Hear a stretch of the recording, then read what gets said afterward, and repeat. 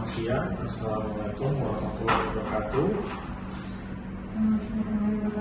Oke, perkenalkan, nama saya Dr. Aditya Wirawan dari Departemen Topologi dan Kedokteran Respirasi Fakultas Kedokteran Universitas Indonesia. Pada kesempatan kali ini saya akan memberikan materi kuliah tentang spirometri. Berikut adalah deskripsi mata kuliah ini. Mata kuliah ini peserta PPDS Pulmonologi dan Penyakit Respirasi Paru diberikan pembelajaran mengenai berbagai penyakit paru obstruksi, yaitu asma dan PPOK, yang kemudian kelainan paru, cara mendiagnosis secara sistematis dan anamnesis, pemeriksaan fisik dan pemeriksaan penunjang, serta rencana tata laksananya. Berikut dari CPNK 1 dan sub CPNK-nya. Yang sub CPNK 2 yaitu peserta didik mampu melakukan keterampilan anamnesis singkat serta melakukan pemeriksaan fisik dan penunjang mengenai prosedur laboratorium dan spirometri yang akan kita bahas pada kesempatan kali ini ya. Pertama, tentang tujuan dari pembelajaran spirometri ini, peserta didik mampu mengetahui prinsip-prinsip dasar apa sih spirometri itu, kemudian persiapannya bagaimana dan bagaimana cara membacanya dan melakukan langsung pemeriksaan spirometri. Nah, sebagai pendahuluan ada 3 hal yang terjadi pada proses di paru, yaitu ventilasi, difusi, dan perfusi. Kalau ventilasi adalah peristiwa masuk dan keluarnya udara ke dalam paru saat ekspirasi, kemudian difusi yaitu perpindahan O2 dari alveol ke dalam darah dan CO2 dari darah ke alveol, dan perfusi itu distribusi darah ke dalam paru. Kata asalnya adalah spiro, artinya bernafas ya, dan meter itu ada mengukur, di spirometer ada mengukur pernafasan sebenarnya. Dan tujuannya apa? Yang pertama untuk melihat status paru-parunya, apakah normal, apakah ada restriksi, terjadi gangguan pengembangan, atau dia ada obstruksi, atau dia campuran mix keduanya. Dan kita bisa menentukan juga klasifikasi dari penyakit obstruksinya apa, kemudian manfaat dari pengobatan untuk kita mengetahui perjalanan dari pengobatan, perjalanan penyakit, dan juga prognosis. Dan untuk terakhir toleransi, biasa kita lakukan untuk pasien-pasien yang akan menjalani tindakan bedah, kita lakukan toleransi dengan spirometri. Jadi sejarahnya cukup panjang ya, dari 1798 sudah ditemukan alat spirometri pertama ya, tapi memang dia cukup besar ya, dimensinya besar, jadi kalau dibandingkan dengan tinggi seseorang ini udah hampir setinggi orang ya. Pada tahun itu masih termasuk besar. Kemudian makin lama disederhanakan, dari kelihatan gambarnya dari ada bejana, kemudian di sini orangnya yang lagi memakai spirometri, jadi lebih sederhana lagi. Nah, secara pemakaiannya awalnya dari tahun 1920 sudah mulai untuk preoperatif bedah toraks ya. Kemudian dipakai untuk penyakit paru kerja dan penyakit pilot pada tahun 2001 ya. Kemudian yang hingga saat ini sudah dibuat beberapa referensi ya untuk PPOK, untuk penyakit asma dan penyakit obstruksi lainnya. Berikut adalah jenis-jenisnya, ada yang PC yang lebih simple, sederhana, kemudian handle yang gampang, portable, dia bisa dibawa kemana-mana ya. Kemudian ada juga yang lebih besar ya, biasanya udah set itu, ada spirometri, ada EKG-nya, ada saturasi, kemudian tensimeter.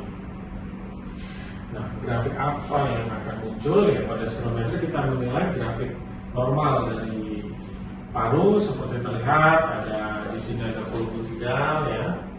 Kemudian nanti akan pasien kita minta volume tidal 3 kali, kemudian kita minta inspirasi maksimal, kemudian kita minta hembuskan, nanti akan kita dapat yang di sini adalah kapasitas vital yang bisa kita nilai.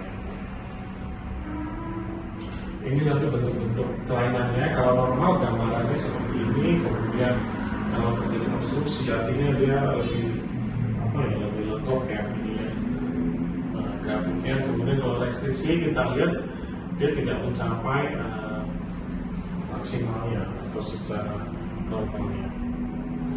Nah, gangguannya apa saja? Jadi kalau gangguan pada ventilasi itu ada dua. Yang pertama adalah restriksi, yang kedua obstruksi. Restriksi bisa pada RPS, ada taksis, refusi, kemudian ada tumor, ya kan, kemudian beberapa masalah tulang juga, kemudian gangguan pada diafragma atau otot dan persyaratan. Kalau obstruksi ya bisa asma, ya bisa PPOK, kemudian bisa bronkiolitis, kemudian tumor di saluran nafas juga bisa menyebabkan obstruksi tadi, dan benda asing juga bisa. Nah, berikut kalau kita lihat bagaimana sih kita perlu menilai suatu grafik dari spirometri ini. Nah, kalau yang untuk A yang paling sebelah kiri itu artinya baik, ya, ini baik atau stable karena kita lihat ada pendakian cepatnya, kemudian puncaknya ada satu, kemudian penurunan juga bagus, lancar, ya, dan dia berakhir di garis X-nya, gitu kan, ya. Nah, kalau yang B bagaimana kira-kira Dr. Siti? Nah, betul. Jadi memang ya nomor B ini dia ragu di awal ini harusnya langsung kan, begitu dia tiup full gitu ya, tapi dia ragu, akhirnya terjadi grafik yang seharusnya tidak ada. Kemudian yang C, dia sudah berusaha maksimal pada awal ekspirasi, jadi ini memang kurang maksimal juga. Yang D juga masih kurang optimal. Kemudian yang ini, yang F apa? Batuk, betul sekali. Jadi kalau batuk kelihatan grafiknya kan seperti itu. Oke, indikasinya yang pertama kita menilai untuk diagnosis. Ya, diagnosis kita lihat gangguannya apa, misalnya kelainan parunya apa, itu tentukan penyakit parunya apa, kemudian kita bisa berikan terapi sesuai dengan kelainannya. Kemudian evaluasi juga bisa kita lakukan dengan spirometri. Jadi untuk melihat perjalanan dari penyakit nih, kita kasih obat, kita evaluasi sebulan, 2 bulan gitu ya, apakah ada masalah atau enggak. Kemudian untuk menentukan toleransi operasi, hal ini juga sering kita lakukan pada beberapa pasien-pasien. Kemudian untuk kontraindikasi, berikut ada yang absolut, ada juga yang relatif. Pada yang absolut yaitu ablasi retina, kemudian peningkatan dari TIK yang sol pada otak. Yang relatif masih bisa ditolerir, ya, jadi tergantung ini hemoptisis, angina pectoris, hernia, pneumotoraks, dan HFP. Nah, berikut persiapannya. Dari alat itu harus kita lakukan kalibrasi, kemudian corong motisnya yang itu sudah dibersihkan, sudah siap semua, baru untuk persiapan pasien. Ini tidak konsumsi alkohol 4 jam sebelumnya, kemudian tidak makan makanan berat 2 jam sebelumnya, tidak melakukan aktivitas fisik berat, ya, tidak merokok, kemudian menggantikan obat-obatan yang dipakai biasa untuk pengobatan inhaler, bisa yang short acting 6 jam, long acting 24 jam, dan diotropium 48 jam. Nah, berikut sudah jadi hasilnya, ya. Jadi kita mau nilai nih apa saja yang dinilai tadi. Jadi kaki kirinya harus beriringan dengan garis G-nya, kemudian dia ada satu puncak, kemudian peniupannya harus sampai minimal 6 detik gitu ya. Dan dari kriteria TS atau ILS dia minimal 3 manuver yang acceptable, diantaranya 2 reproducible. Reproducible ini apabila nilai perbedaannya terbesar kurang dari 5% atau kurang dari 100 mili untuk nilai KVP dan VP1-nya. Nah, untuk manuver spirometri sendiri ada 2, ya. Yang pertama yang slow, yang kedua yang force. Jadi yang slow itu tidak pakai tenaga, ya, jadi kita lakukan secara halus. Kemudian yang force dengan tenaga, supaya nanti kita bisa mendapatkan apakah terjadi obstruksi atau tidak pada pasien ini. Nah, kemudian untuk nilainya sendiri seperti terlihat untuk restriksi itu KV atau KVP-nya kurang dari 80% prediksi. Kalau obstruksi, VP1 per KVP ini kurang dari 75%. Nah, kekurangan dari spirometri ada sebenarnya. Jadi kalau spirometri ini karena dia harus kerjasama dengan pasien, jadi pasien itu harus bisa kooperatif, atau dia bisa melakukan melakukan apa yang kita perintahkan ya. Nah, perkembangan terbaru ada namanya oksimetri, itu juga salah satu yang bisa alternatif ya ketika pasiennya tidak bisa dilakukan spirometri karena mungkin susah ya, atau misalnya susah untuk berkoordinasi, bisa kita lakukan oksimetri. Ini grafik dari spirometri, bisa dilihat ya nilai-nilainya. Kemudian yang terakhir ini adalah algoritmanya ketika kita melakukan spirometri, apakah hasilnya normal atau dia obstruksi atau restriksi, dan selanjutnya kita harus melakukan beberapa pemeriksaan kembali, dan di sini juga dipadukan dengan BLCO untuk melihat apakah ada gangguan di fungsinya juga. Oke, mungkin dari saya sekian. Ada yang ingin ditanyakan mungkin? Ya, silakan. Kenapa dok pasien kalau mau polisa itu nggak boleh makan minyak atau konsumsi alkohol? Ya, jadi sebenarnya tadi kan karena spirometri ini kita ada persiapan alat, persiapan pasien, dan dari persiapan pasien disarankan tadi tidak makan kenyang, karena ketika dia makan kenyang akan ada seolah-olah ada restriksi.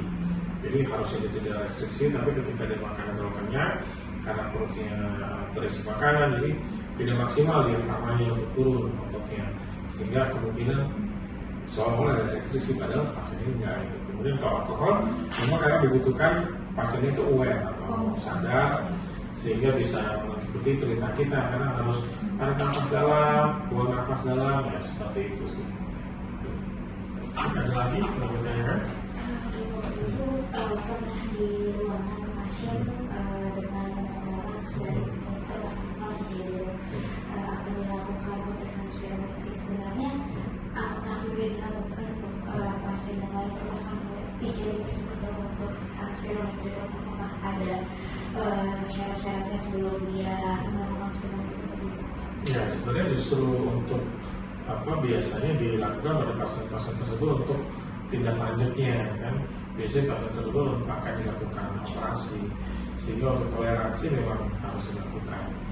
Nah, dari situ memang akan terlihat misalnya gambaran restriksinya seberapa besar, apakah pasien-pasien ini kira-kira toleransinya baik atau enggak gitu. Kalau misalnya ringan, sedang, berat, nanti bisa dinilai dari hasilnya, dari KPP-nya atau VP1 atau KPP-nya. Jadi memang masih bisa dilakukan.